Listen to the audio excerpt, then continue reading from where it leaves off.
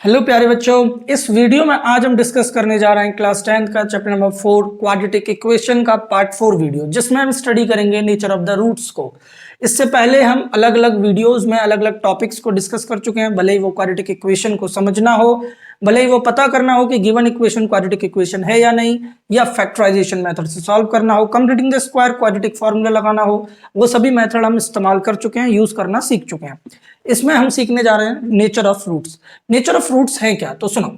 Nature of roots की help से हम किसी भी इक्वेशंस को पता कर सकते हैं कि उसके रूट्स निकलेंगे या नहीं, और निकलेंगे तो क्या डिस्टिंक्ट होंगे या इक्वल होंगे या नहीं निकलेंगे, वो पूरी तरीके से हम नेचर ऑफ रूट्स की हेल्प से पता कर सकते हैं। नेचर ऑफ रूट्स के लिए पहले हम डिस्क्रिमिनेंट समझिए। डिस्क्रिमिनेंट में क्या होता है? डिस्क्रिमिनेंट में जो आपने क्वाड्रेटिक फॉर्मूले में पढ़ा था ना, बी स्क्वायर माइनस 4ac, इसी वैल्यू को हम डिस्क्रिमिनेंट कहते हैं, डी, जो कि बी स्क्वायर माइनस 4ac के बराबर होता है। तो कहने का मतलब पहला केस अराइज होता है जब two distinct real roots exist करते हैं। टू डिस्टिंक्ट रियल रूट्स कब? जब आपका डी डिस्क्रिमिनेंट 0 से बड़ा हो, या फिर मैं कह दूं तो बी स्क्वायर माइनस 4ac 0 से बड़ा हो। बात समझ में आ रही है? मतलब पॉजिटिव होना चाहिए। दूसरा आता है टू इक्वल रियल रूट्स। कब? जब आपका डी 0 के बराबर हो, या फिर कहें तो बी स्क्वायर माइनस 4ac 0 के बराबर हो। तीसरा आता है, अगर मैं आपसे बात करूं, no real roots.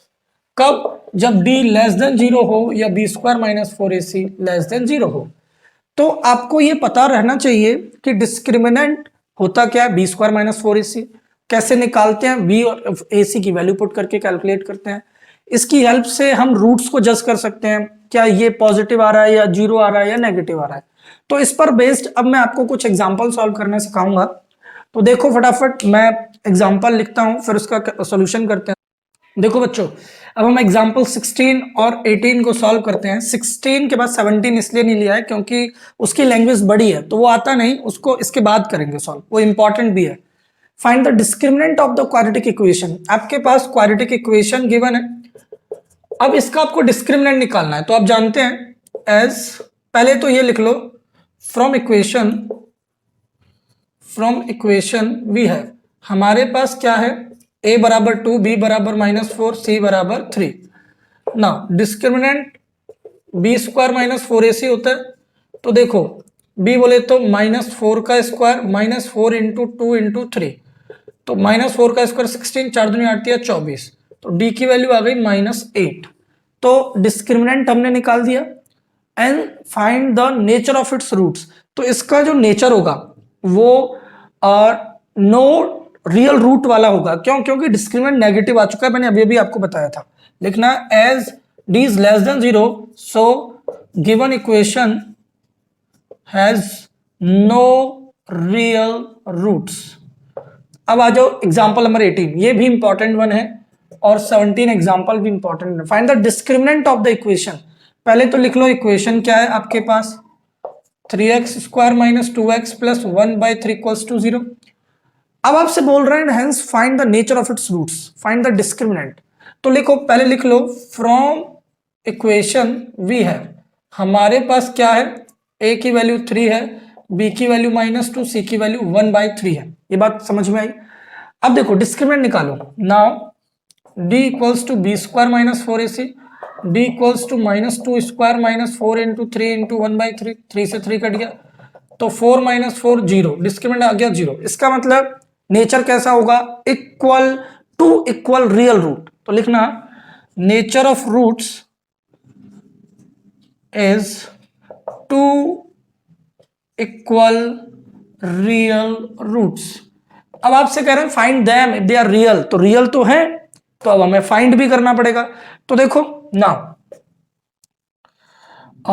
By using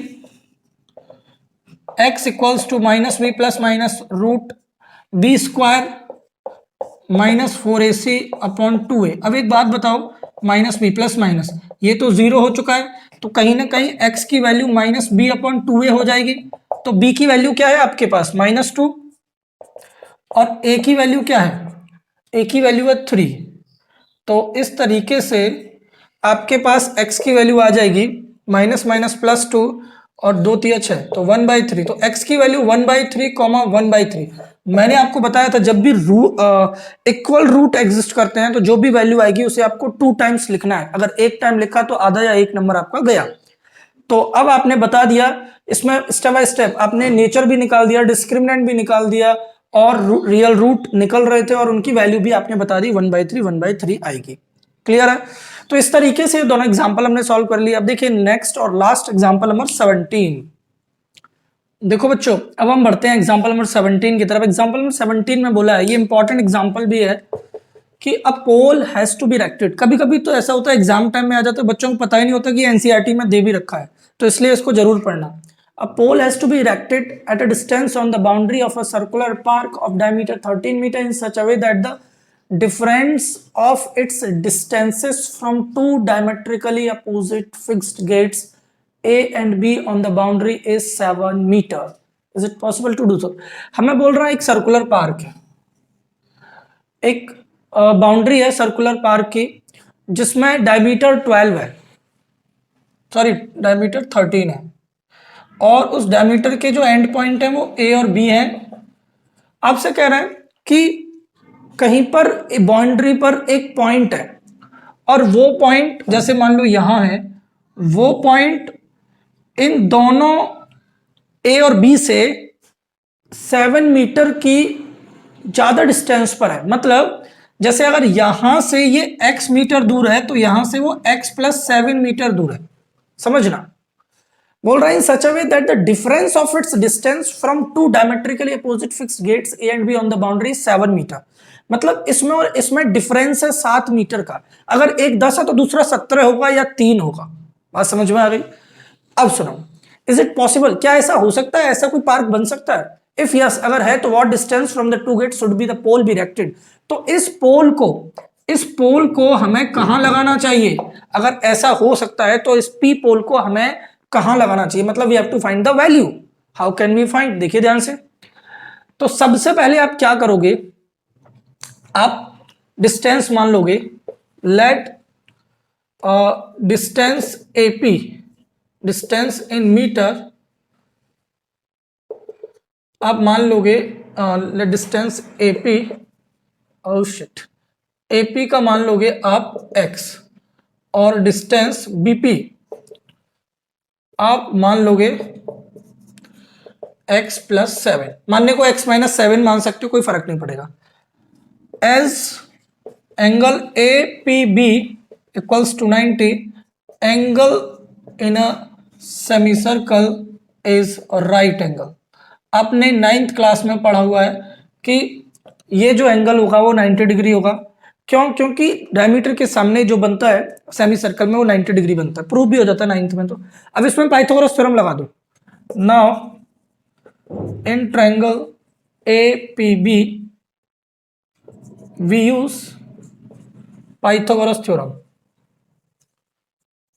Pythagoras theorem जब आप लगाओगे तो देखो ए बी का स्क्वायर बराबर ए पी का स्क्वायर प्लस बी पी का स्क्वायर, मतलब 13 का स्क्वायर एक्स का स्क्वायर और एक्स प्लस 7 का स्क्वायर, तो 169 और x square a square plus b square plus 2ab। तो अब इसे सॉल्व कर दो, दोनों को इसको राइट में ले जाओ, x square plus x square 2x square plus 14x plus 49 minus 169 equals to 0, 2x square plus 14x घटा दो 20, 120।